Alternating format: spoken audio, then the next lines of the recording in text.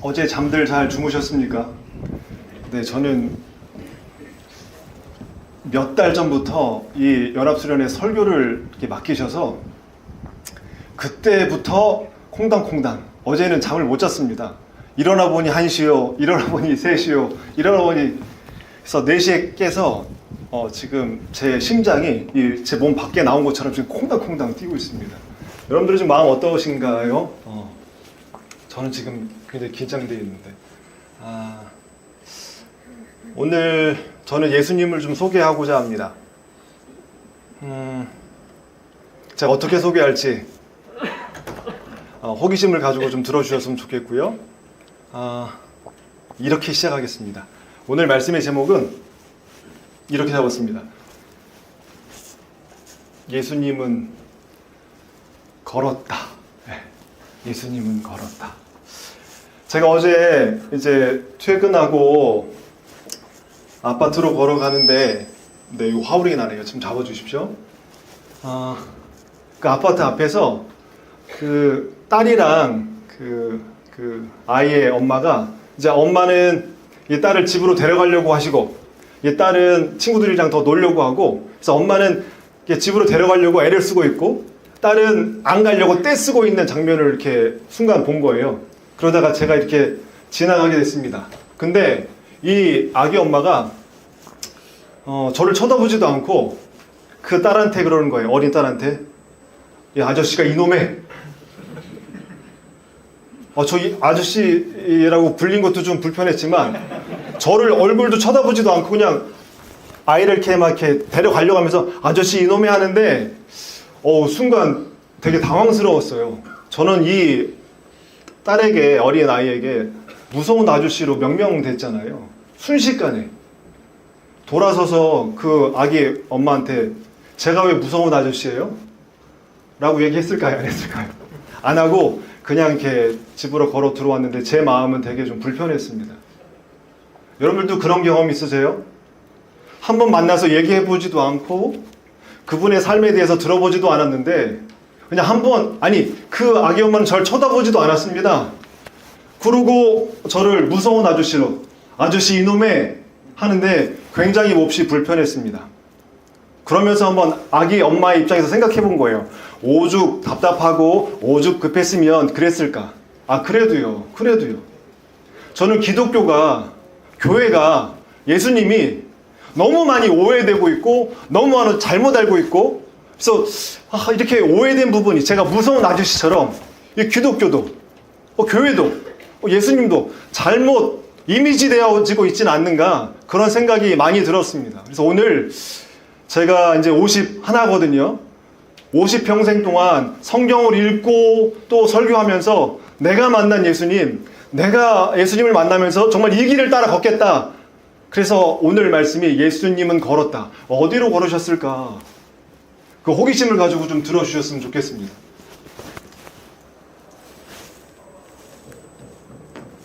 자, 노래 가사입니다. 제가 이게 움직이면 소리가 나네요.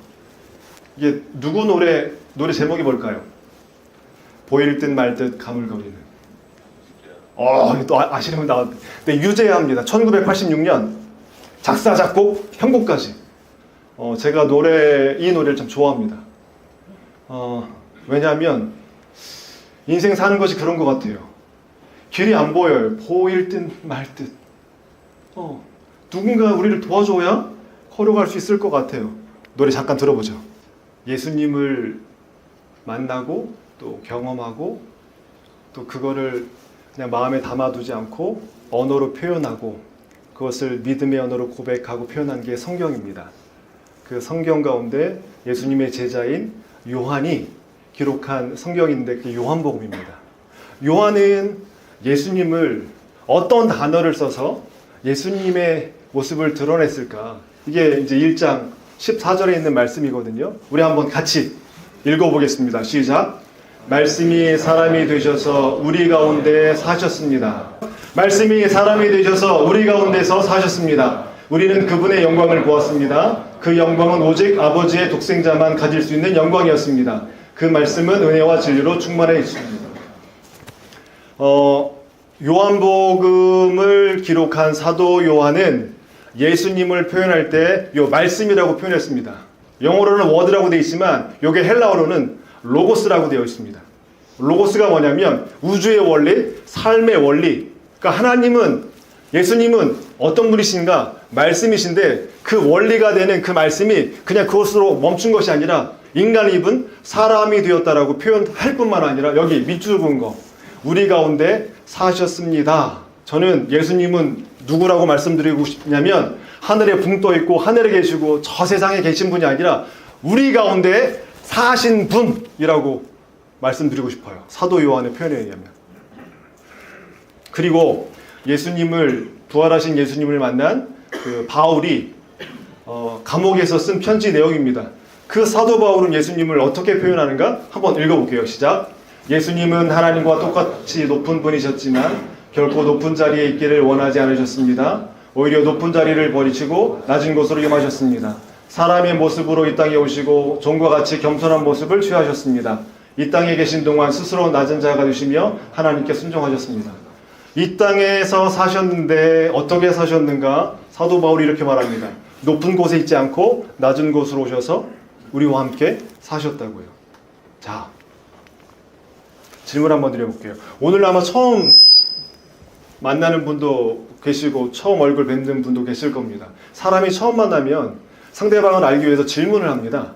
자, 두 가지를 물을 수 있는데 이 질문에 대한 대답은 한 단어로밖에 대답을 못합니다. 어떤 질문을 물으면 그 처음 만나는 사람을 통해서 많은 정보를 이렇게 얻어낼 수 있을까요? 어떤 질문을 물어야? 한번 생각해 보십시오. 처음 만났습니다. 두 가지 질문을 물을 수 있는데 질문을 들은 사람은 한 단어로만 표현할 수 있습니다. 어떤 질문을 물어야 최대한 많은 정보를 끌어낼 수 있을까요? 우리 옆 사람에게 한번 물어봅시다. 보세요. 자, 시작. 언제 태어나셨습니까? 네. 어디에서 태어나셨습니까? 네. 요 두 질문이 되게 중요합니다. 예를 들어 볼게요. 대한민국에서 1920년도에 태어나셨어요. 그러면 그림이 그려지십니까? 1920년이면 우리나라가 어느 나라죠? 일제강점기입니다. 그때 태어나셨다면 20년, 30년, 40년, 50년 그림이 그려지시죠? 만약에 1920년도에 미국에서 태어났다면요? 네. 어디에서 태어났고 몇 년도에 태어났는지 그 두 정보만 들어도 그 사람에 대해서 많은 정보를 얻게 됩니다. 그러면 요걸 빗대서 예수님은 언제 태어나셨을까요? 예수님은 어디에 태어나셨을까요? 여기에 굉장히 많은 정보를 얻을 수 있습니다. 예수님은 언제 태어나셨을까요? 김명석 문님. 예수님은 언제 태어나셨을까요? 왜 그걸 나도 모르는데 왜 물어보세요? 그죠? 예수님 언제 태어나셨을까요? 네? 오늘이 며칠이죠? 2025년 6월 27일. 요게 뭘 기준으로 해서 날짜가 계산된 거죠?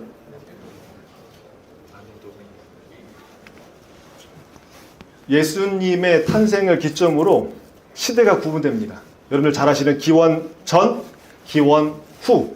그 기준점이 예수님이세요. 오늘 2025년 6월 27일이죠. 이 기준도 예수님의 탄생을 기점으로 해서 여기까지 온 겁니다. 자, 그때 당시에 대충 계산이 됐죠. 2025년 전에 태어나셨어요. 어디에 태어나셨을까요? 어디에 태어나셨을까요? 여기 빨간 데. 저 예루살렘, 이스라엘에 태어나셨습니다. 자, 질문 드려볼게요. 우리가 일제강점기 몇 년이죠? 1910년에 국권 침탈되고 1945년에 해방됐습니다. 그럼 몇 년이죠? 35년입니다. 자, 이제 국사 시간으로 들어가 볼게요. 1910년에 일본이 우리를 침탈해서 모든 것을 이제 빼앗기 전에 정책을 씁니다. 식민지 정책. 첫 번째, 10년부터 20년까지 뭐 쓰죠? 무단 통치 씁니다. 무단으로, 무력으로. 두 번째, 20년부터 뭐 하죠? 문화 통치를 합니다. 네. 겉으로 보기에는 문화적으로 뭔가 통합하는 것 같지만 더 집요하게 식민지배합니다. 마지막에 30년에 뭘 하죠? 민족 말살 정책. 갑자기 한국사가 된 것 같아요.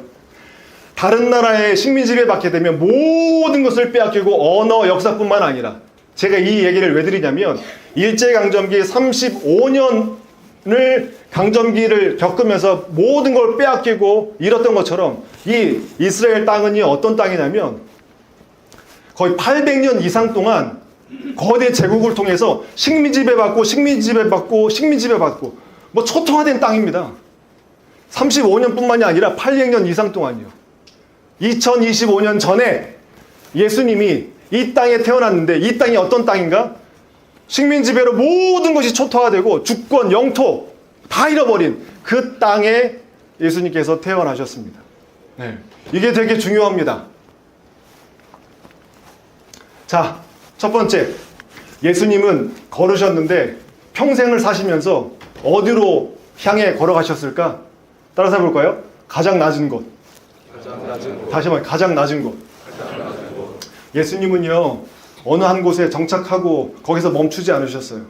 계속해서 낮은 곳을 향해서 걸어가셨고요. 또 걸어가셨습니다. 바울은 이렇게 말합니다. 하나님과 같았지만 하나님과 동등됨을 취하지 않고 낮은 곳으로 땅으로 오셨을 뿐만 아니라 사람이 되셨고요. 사람이 되셨을 뿐만 아니라 낮은 곳으로 오셨대요. 제가 챗GPT한테 물어봤습니다. 세상에서 가장 낮은 곳은 어딜까요? 세상에서 가장 낮은 곳은 이렇게 알려주더라고요. 물리적으로는 저 이스라엘에 있는 사해, 해수면보다 430m 아래에 있습니다. 가장 낮은 바다가 사해, 죽은 바다라고 하는 사해입니다. 그리고 비유적으로는요. 사람들의 손길이 닿지 않는 외로움, 자존감이 무너진 마음의 밑바닥, 누구에게도 이해받지 못하는 고통 속이 가장 낮은 곳이라고 합니다. 여러분들 옆 사람을 잠깐 보십시오. 인상 쓰지 마시고. 어떠십니까? 좀 편안해 보이십니까? 아니면 좀 낮은 마음을 좀 갖고 계신 것처럼 보이십니까? 우리 성탄절 되면 그 예수님이 태어난 곳이 나오죠. 마구간, 말구유, 아기로. 한번 상상해 봅시다.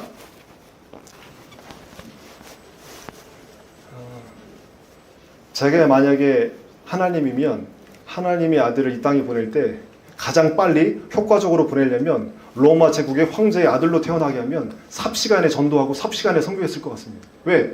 그 힘과 권력으로 확 퍼뜨리면 더 빠르지 않겠습니까? 근데 사람의 생각과 다르더라고요. 어디에 왔냐면 아까 봤죠? 800년 이상 동안 식민 지배 받았던 그 이스라엘 땅에 그것도 난민과 비슷한 그 초라한 가족의 그것도 어디요? 저 아무도 돌보지 않고 아무도 관심 갖지 않는 저 마구간의 말 구유에 그 아기 예수님이 태어나셨습니다. 말 구유는요 이 세상에서 가장 낮고 가장 겸손한 자리입니다. 왜 거기에서 첫 시작을 출발하셨을까요? 가장 낮고 천한 곳에서 모든 사람들을 품어주시고 섬겨주시기 위해서 예수님이 이 땅에 오셨습니다. 예수님께서 제자들과 함께 이제 마지막 십자가 지시기 전에 제자들 다 불러 모아놓고 제자들의 발을 하나하나 씻어주십니다. 이 그림을 한번 보십시오. 지금 이 베드로가 예수님 안 됩니다. 이거 예수님 발 씻어줄 수 없습니다. 근데 예수님이 너 나랑 이거 하지 않으면 아무런 관계가 아니야. 빨리 발 집어넣어. 예수님께서 씻어주시는 장면입니다. 선생님이 이렇게 한다는 건 그 시대에 말도 안 되는 일입니다. 종이 발을 씻어주시거든요. 근데 예수님께서 친히 마지막에 제자들 다 불러 모아놓고 발을 씻어주십니다. 그러면서 이렇게 말씀하십니다. 내가 이렇게 했듯이 너희도 세상에서 이렇게 하라고요. 예수님은 이 땅에 오셔서 걸어가셨습니다. 어디로요? 가장 낮은 곳으로요. 태어날 때부터 그리고 공생의 삶을 사시면서 낮은 곳으로 가셔서 뭐 하셨어요? 섬겨주셨습니다. 또 섬겨주시고. 종교의 발생지입니다. 뭐 유대교, 이슬람교, 불교, 힌두교, 기독교 다 종교의 발생지가 종교의 중심지가 됩니다. 여러분들 잘 아시는 것처럼. 근데 기독교는 좀 달라요. 이스라엘 땅에서 기독교가 시작됐지만 거기는 지금 기독교 중심지가 아닙니다. 기독교 중심지는 옆에 있는 보시는 것처럼 세계로 다 흩어져 있습니다. 왜 이럴까? 왜 모든 종교의 중심지가, 발상지가 중심지인데 기독교만은 중심지가 계속 이동합니다. 이 선교학자가 이렇게 말합니다. 앤드류 윌스라는 선교 역사학자인데요. 연구하고 보니까 이렇게 말씀하시더라고요. 기독교의 중심은 끊임없이 어디를 향한다고요? 낮은 곳을 향해서 움직이기 때문에 어디에 정착하지 않고 끊임없이 예수님의 삶처럼 낮은 곳으로 향해 가면서 그곳에 하나님의 사랑을, 하나님의 말씀을 심었다는 것입니다. 근데 저도 목사로서 드리고 싶은 말씀은 과연 교회가, 과연 믿는 사람들이, 또는 제가 예수님이 걸어가셨던 그 가장 낮은 곳을 향해서 그 목적지를 잃지 않고 계속 걸어가고 있는가? 아니면 계속 높은 곳을 향해서 올라가고 있는가? 돌아보게 됩니다. 노자의 도덕경에 보면 상선약수, 최고에서는 물과 같다고 말합니다. 왜 노자가 이렇게 말했는가? 물을 자세히 관찰해 보면 물은 높은 곳에서 항상 낮은 곳을 향해서 흘러갑니다. 그러면서 흘러가면서 만나는 모든 만물들을 회복하고 살립니다. 여러분들이 저에게 예수님이 누구냐고 물어보신다면 저는 예수님은 물처럼 늘 낮은 곳으로 흘러가시면서 만나는 모든 사람들을 회복하고 살리는 분이라고 말씀드리고 싶어요. 자, 두 번째. 예수님은 또 어디로 가셨을까요? 가장 아픈 곳으로 가셨습니다. 네. 곧 주의 성령이 내게 임하셨으니 이는 가난한 자에게 복음을 전하게 하시려고 내게 기름을 부으시고 나를 보내사 포로된 자에게 자유를, 눈먼 자에게 다시 보게 함을 전파하며 눌린 자를 자유롭게 하고 주의 은혜의 예를 전파하게 하려 하십니다. 예수님은 늘 걸어가시면서 가장 낮은 곳을 향하여 걸어가셨을 뿐만 아니라 두 번째, 가장 아픈 사람이 있는 곳으로, 아픈 곳으로 걸어가셨습니다. 머리, 심장. 저는 시인들을 좋아합니다. 몸의 중심이라는 시가 있는데 우리 한번 같이 읽어볼까요? 시작! 몸의 중심으로 마음이 간다. 아프지 말라고 어루만진다. 몸의 중심은 생각하는 뇌가 아니다. 숨쉬는 폐가 아니다. 피 끓는 심장이 아니다. 아픈 곳, 어루만져 주지 않으면 안 되는 상처난 곳, 그곳으로 온몸이 움직인다. 동의하십니까? 제가 좋아하는 시인이 박누의 시인인데 이 박누의 시인도 이 몸의 중심을 이렇게 말합니다. 이거 제가 읽어드릴게요. 몸의 중심은 심장이 아니다. 몸이 아플 때 아픈 곳이 중심이 된다. 가족의 중심은 아빠가 아니다. 아픈 사람이 가족의 중심이 된다. 총구 앞에 인간의 존엄성이 짓밟히고 양심과 정의와 아이들이 학살되는 곳, 이 순간 그곳이 세계의 중심이다. 예수님에게 있어서 삶의 중심은 가장 아픈 곳이었어요. 가장 아픈 삶이었어요. 그래서 가장 아픈 땅이 이스라엘 땅이었습니다. 가장 고통과 눈물과 아픔이 있는 곳이 그 땅이었고 그 땅에 오셔서 그 아픔을 함께 해주셨을 뿐만 아니라 하나하나 터치하시고 만지시고 회복해 주신 분이 예수님이세요.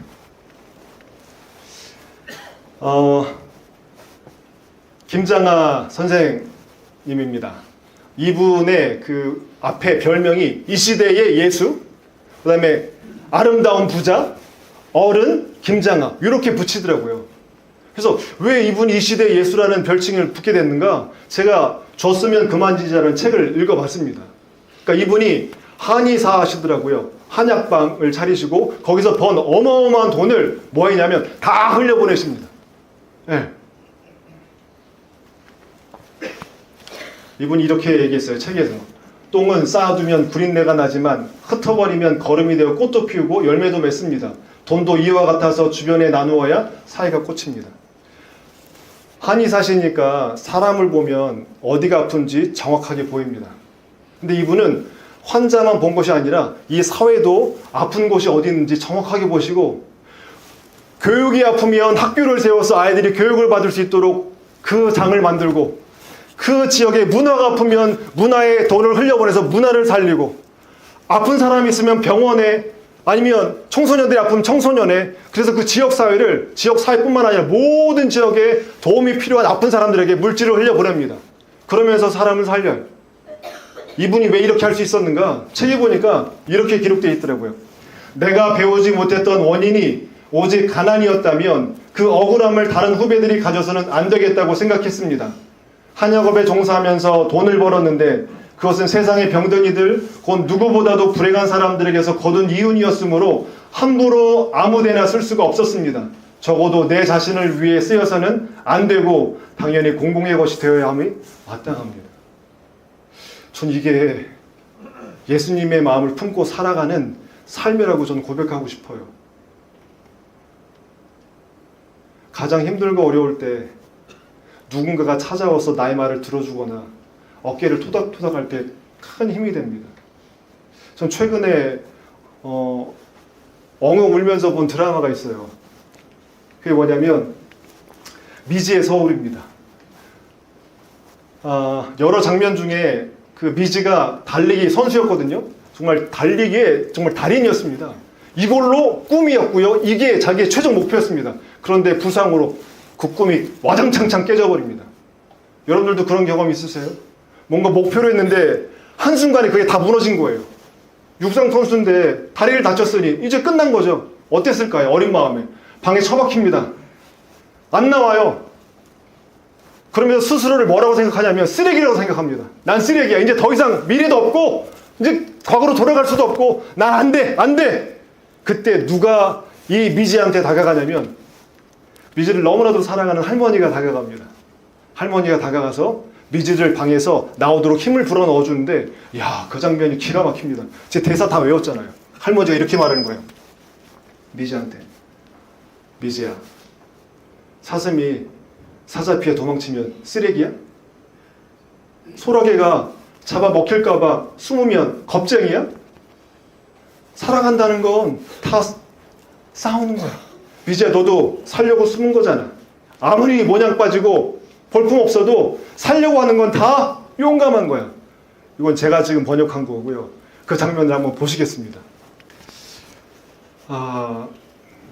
예수님이 누구시냐고 묻는다면 가장 아픈 사람을 방치하지 않고 친히 찾아가셔서 그의 눈높이와 그의 마음에 공감하시면서 그가 다시 살아갈 수 있도록 힘을 불어 넣어주시는 분, 그분이 예수님이십니다.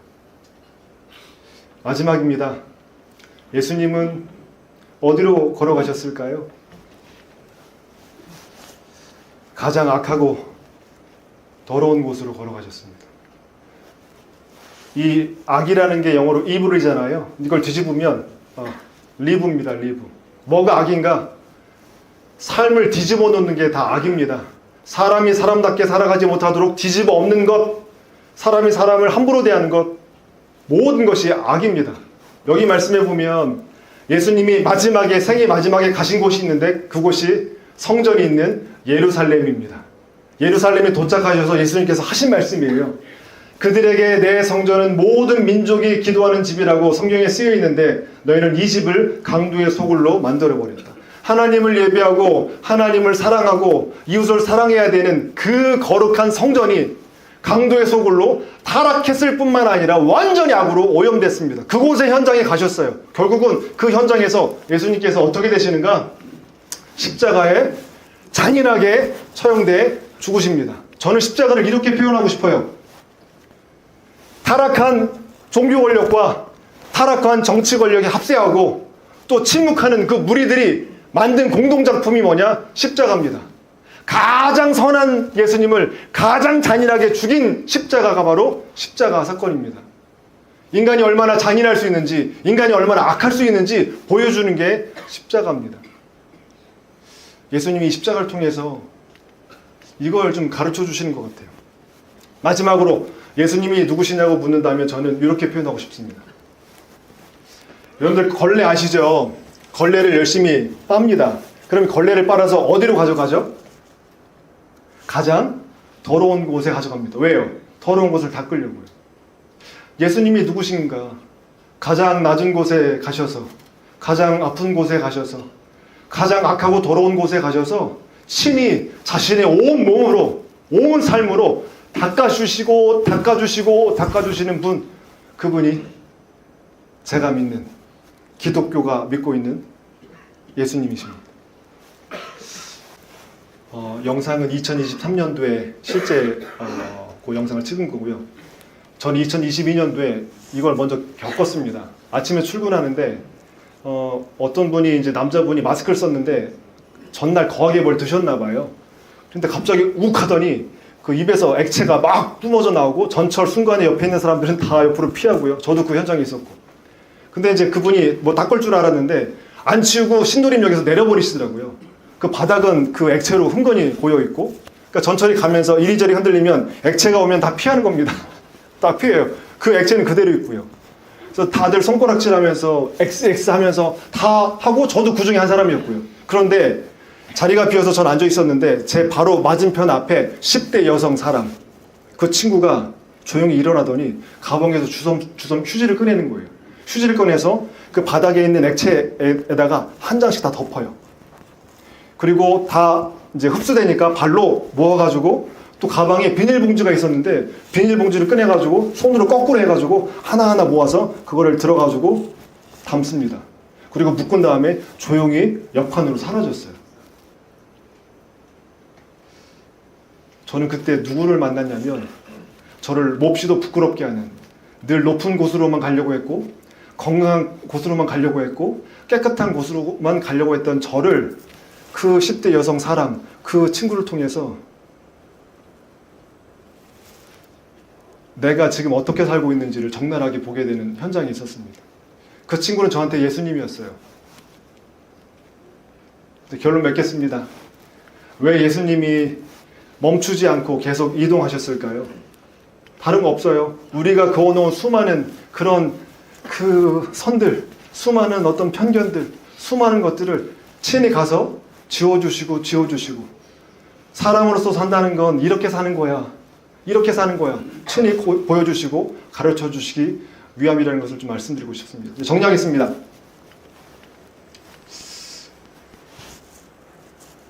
물은요, 바다를 향하여 거침없이 멈추지 않고 흘러갑니다. 예수님은요, 가장 낮은 곳을 향해, 가장 아픈 곳을 향해, 가장 악하고 더러운 곳을 향해서 흘러가셨습니다. 왜냐하면 거기에 하나님의 사랑을 또박또박 새겨 넣으시기 위해서요. 기독교는 그런 종교입니다. 성경에서 말하는 예수님은 그런 분이세요. 그럼 그 예수님을 믿고 따른다면 어디로 가야 할까요? 가장 낮은 곳이겠죠? 가장 아픈 곳이겠죠? 가장 악하고 더러운 곳이겠죠? 왜요? 그곳을 깨끗하게 하기 위해서. 사랑하는 여러분, 아마 이 가운데 가장 낮은 마음을 가지신 분 계실 거예요. 외롭거나 힘들거나. 그리고 가장 아프신 분이 계실 거예요. 그리고 마음에 가장 어려운 분이 계실 거예요. 이 시간 그 예수님을 초대하고 맞아드릴 수 있었으면 좋겠습니다. 잠깐 조용히 눈을 한번 감아 보실까요? 이 시간도 예수님은 여러분들의 마음을 향해서 나아가십니다. 가장 낮은 곳으로, 그리고 가장 아픈 곳으로, 가장 악한 곳으로. 하나님, 이 시간 우리들의 마음 가운데 정말 가장 낮고 가장 아프고 가장 악한 저희들의 세상과 저희들의 삶과 저희들의 마음 가운데 임하여 주옵소서. 하나님, 섬겨주시고 치료해주시고 우리를 씻어주시는 예수님, 이 시간 우리 모두와 함께 하셔서 우리의 삶이 예수님과 동행하는 발걸음이 될 수 있도록, 예수님과 함께 걸어가는 저희들의 삶이 될 수 있도록 아버지 하나님 함께하여 주옵소서. 감사드리며 예수님의 이름으로 기도드립니다. 아멘.